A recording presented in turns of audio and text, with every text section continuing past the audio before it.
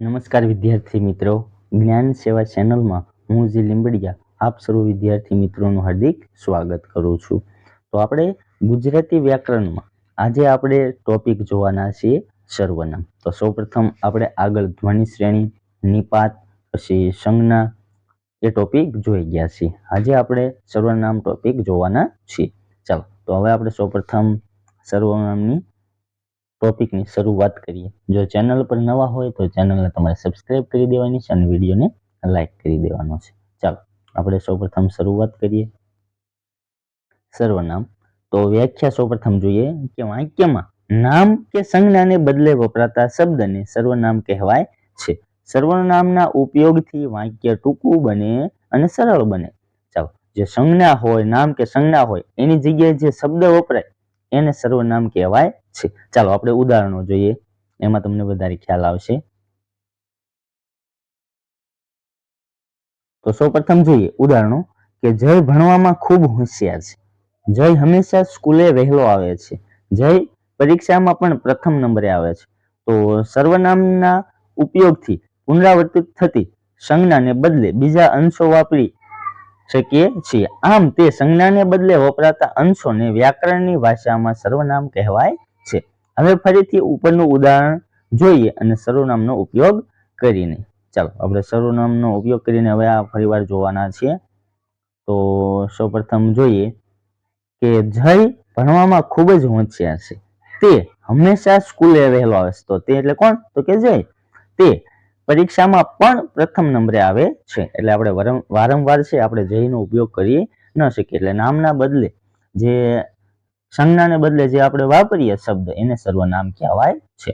અને સર્વનામથી શું થાય? એના ઉપયોગ કરીએ ને તો આપણે વાક્ય ટૂંકું અને સરળ બનાવી શકીએ છીએ. ચાલો હવે સર્વનામના આપણે પ્રકાર જોવાના છીએ. તો સૌપ્રથમ સર્વનામના કુલ 6 પ્રકારો છે. એ આપણે સૌપ્રથમ જોઈએ. તો પહેલો પ્રકાર છે પુરુષવાચક સર્વનામ, બીજો છે સ્વવાચક અથવા નિજવાચક સર્વનામ, ત્રીજો છે સાપેક્ષવાચક સર્વનામ, પછી ચોથો છે દર્શનવાચક સર્વનામ, અને પાંચમો છે પ્રશ્નવાચક સર્વનામ, અને છઠ્ઠો છે અનિશ્ચિતવાચક સર્વનામ. ચાલો તો સૌપ્રથમ સર્વનામના પ્રકારો જોઈએ સવિસ્તાર. એમાં સૌપ્રથમ પહેલો પ્રકાર જોઈએ પુરુષવાચક સર્વનામ. જુદી જુદી વ્યક્તિઓ કે પુરુષોને દર્શાવવા માટે વપરાતા સર્વનામને પુરુષવાચક સર્વનામ કહેવાય છે.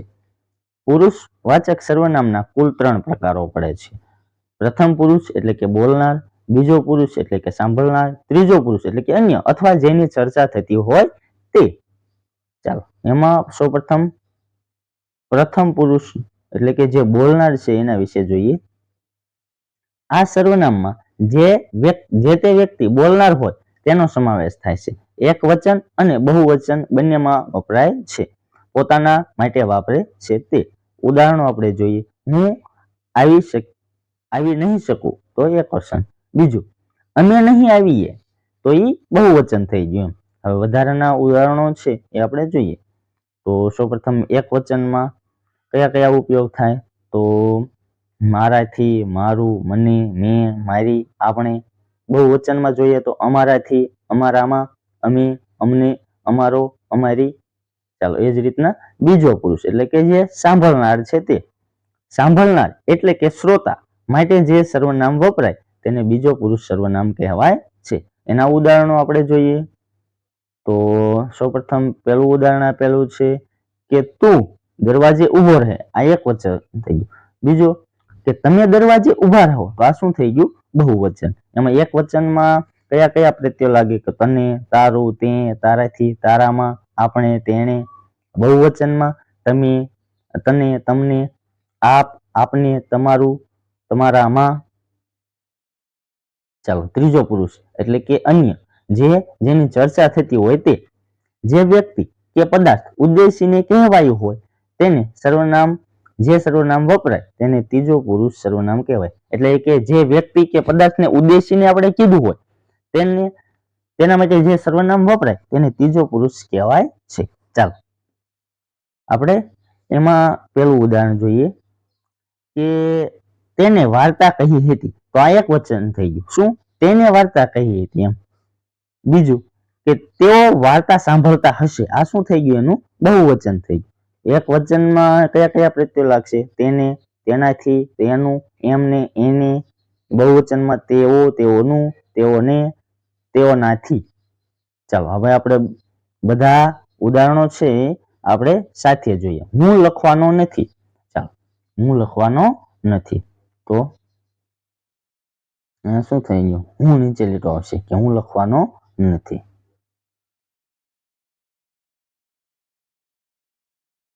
આપ હવે રિક્ષામાં બેસો. શું કીધું છે? આપ હવે રિક્ષામાં બેસો એટલે કે આપ નીચે લીટો. તમારે જણાવવાનું છે કે કયો પુરુષવાચક સર્વનામ છે. પ્રથમ, દ્વિતીય કે તૃતીય, એ રીતના. એટલે કે પ્રથમ પુરુષ, બીજો પુરુષ કે ત્રીજો પુરુષ. આપણે સાથે રમવાના છીએ તો કે આપણા નીચે લીટો. પછી તમારાથી આ બધું સાથે લવાશે. તમારાથી. બીજું, તે કાલે રાજકોટ આવશે તો જેના નીચે લીટો આવશે તો કે તે નીચે. મને સાથે લઈને તેઓ જશે તો મને.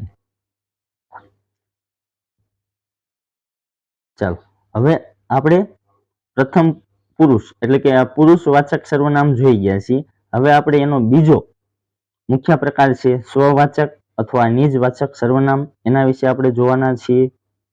તો સૌપ્રથમ એની વ્યાખ્યા જોઈએ કે જે સર્વનામ પુરુષવાચક સર્વનામની સાથે વપરાય નહીં તેને પોતાને ઓળખાવે તેને સ્વવાચક સર્વનામ અથવા નિજવાચક સર્વનામ કહેવાય છે. સ્વ એટલે પોતે, પોતાપણું સૂચવે છે. એટલે પોતે પોતાપણું સૂચવે છે. ઉદાહરણ તરીકે, મેં પોતે કાગળ લખ્યો. શું? મેં પોતે કાગળ લખ્યો એમ. આપ ભલા તો જગ ભલા એમ. આપ ભલા તો જગ ભલા. માતાજી સ્વયં, સ્વયં એટલે પોતે, સ્વયં પ્રસન્ન થયા. આની નીચે લીટો હોય. પ્રધાનમંત્રી ખુદ હાજર હતા એટલે શેના નીચે લીટો આવે તો કે ખુદ નીચે. રવિ નિજ કર તેના ઉપર ફેરવે તો નિજ. નીચે લીટો હોય. ચાલો હવે આપણે નેક્સ્ટ ટોપિક જોઈએ એટલે કે આગલો પ્રકાર સાપેક્ષ વાચક સર્વનામ. એકાબીજાની અપેક્ષાએ વપરાતા એટલે એકાબીજાની અપેક્ષાએ જે વપરાય સર્વનામ એ સાપેક્ષ સર્વનામ કહેવાય. ઉદાહરણ તરીકે આપણે જોઈએ કે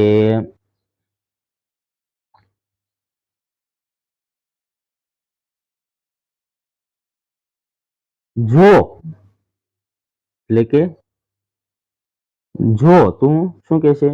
જો મહેનત કરશો તો પરીક્ષામાં પાસ થશો. એટલે કે જો તમે મહેનત કરશો તો પરીક્ષામાં પાસ થશો. એટલે જો અને તો નીચે લીટો હોય.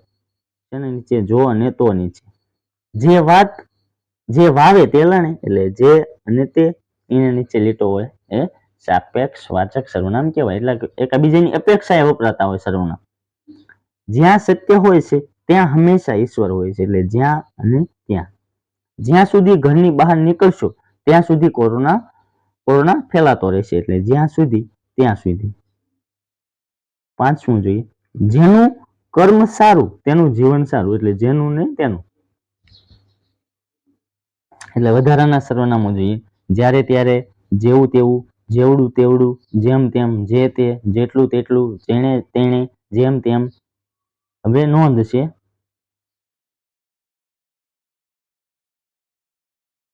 નોંધ, ઘણીવાર જે તે સર્વનામમાં જેનો લોપ થઈ શકે છે પરંતુ તેનો લોપ છે એ સર્વનામનો થતો નથી. એટલે જો ખાસ યાદ રાખવાનું છે, ઘણીવાર જે તે સર્વનામમાં જેનો લોપ થઈ શકે છે પરંતુ તે સર્વનામનો લોપ ક્યારેય થતો નથી. ક્યારેય થતો નથી. ઉદાહરણો જોઈએ. વાવે તે લણે. ઉદાહરણ તરીકે આપણે જે લખવું હોય કે જે નથી છતાં સાપેક્ષ છે. ઉદાહરણ તરીકે જે વાવે તે લણે તો જે નથી પણ તે તો છે જ. એટલે જેનો લોપ થઈ શકે પણ તેનો લોપ થઈ શકે નહીં. ખોટી વાતે ફેલાવે તે દોષી ગણાય.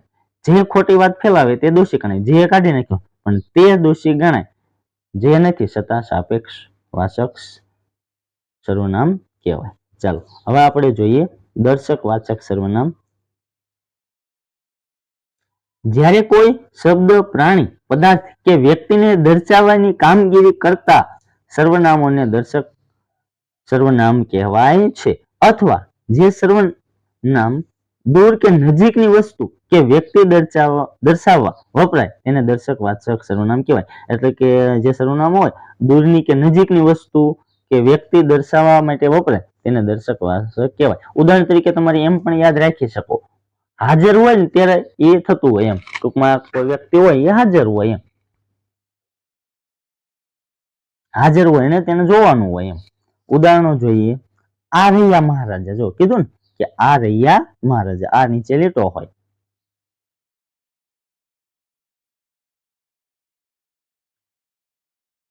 બીજું ઉદાહરણ, પેલા લોકો ઝઘડી રહ્યા છે. તો પેલા નીચે લીટો હોય અને તમને પૂછવું હોય આ રેખાંકિત શબ્દનો સર્વનામ જણાવો. એ રીતના એ અમદાવાદ જશે. શું કીધું છે? આ એ છે, એ અમદાવાદ જશે એટલે એ નીચે લીટો હોય. તે પાણી પાય છે એટલે તે પાણી પાય છે. તેણે રમકડા લીધા છે, તેણે રમકડા લીધા. પેલી રાણીએ રાજાને બચાવ્યા હતા. તો પેલી. ભાભી માટે ઓલું લાવ્યો. શું લાવ્યો? ઓલું. વધારાના સર્વનામો આ, એ, તે, પેલું, પેલી, પેલું, પેલા, પેલો, ઓલું, ઓલ્યું વગેરે. હવે છે પ્રશ્નવાચક સર્વનામ. નામને બદલે વપરાતા અને પ્રશ્ન પૂછવા માટે ઉપયોગી બનતા સર્વનામને પ્રશ્નવાચક સર્વનામ કહેવાય છે. ઉદાહરણો જોઈએ. આ બગીચો કોણ ફરે છે? જો પ્રશ્નાર્થ છે. અને આ બગીચો છે એ કોણ ફરે છે? એટલે કે કોણ નીચે લીટો હોય. કયું સામાયિક લાવ્યા? તો શેના નીચે લીટો હોય? તો કયું નીચે. કેમ આજે બહુ ઉદાસ છો? તો કેમ નીચે લીટો. કોરોના વાયરસ ક્યારે જશે? એટલે ક્યારે. હવે વધારાના આપણે સર્વનામો જોઈએ. તો સો, સી, શું, શા, કયો, કઈ, કેવી, કેવો, કેવું, કેવા, કેટલી, કેટલું, કેટલા, કેમ, કેવડું, કેવડી, કેવડા, કેવડો, ક્યાંથી, ક્યારથી, કોના, કોનું, કોની, કોનો વગેરે. ચાલો હવે જે છે છેલ્લો પ્રકાર આપણે જોઈએ, અનિશ્ચિત વાચક સર્વનામ. જે સર્વનામથી કોઈ નિશ્ચિત વસ્તુ, પ્રાણી કે પદાર્થનો બોધ થતો ન હોય. જો કોઈ નિશ્ચિત વસ્તુ હોય, પ્રાણી કે પદાર્થનો બોધ થતો ન હોય તેવા સર્વનામને આપણે અનિશ્ચિત વાચક સર્વનામ કહીએ છીએ. ઉદાહરણો આપણે જોઈએ થોડા. તો કેટલાક ઝાડ પડી ગયા. જો કેટલા પડી ગયા નથી ખબર, કેટલાક પડી ગયા. એમ પ્રત્યેક માણસ પ્રસિદ્ધિની ભૂખ હોય છે એટલે પ્રત્યેક માણસ, કોઈ માણસનું નામ આપ્યું નથી. અમુક લોકો સેવા નહીં મેવા જ ખાતા હોય એટલે અમુક લોકો, નામ નથી આપ્યું. વધારાના સર્વનામ આપણે જોઈએ તો કોઈ, કઈ, કોઈ, કઈ, કાંઈ, કશું, કંઈક, બધા, દરેક, કેટલાક, કોક, અન્ય, ફલાણી, કોઈ કે, કશુંક વગેરે. આ બધા છે એ અનિશ્ચિત વાચક સર્વનામો છે. ચાલો જે આપણો સર્વનામ ટોપિક હતું એ આપણે અહીંયા પૂરો કરીએ છીએ. જો ચેનલ પર નવા હોય તો ચેનલને તમારે સબસ્ક્રાઇબ કરી દેવાની છે અને વિડીયોને લાઈક કરી દેવાનો છે.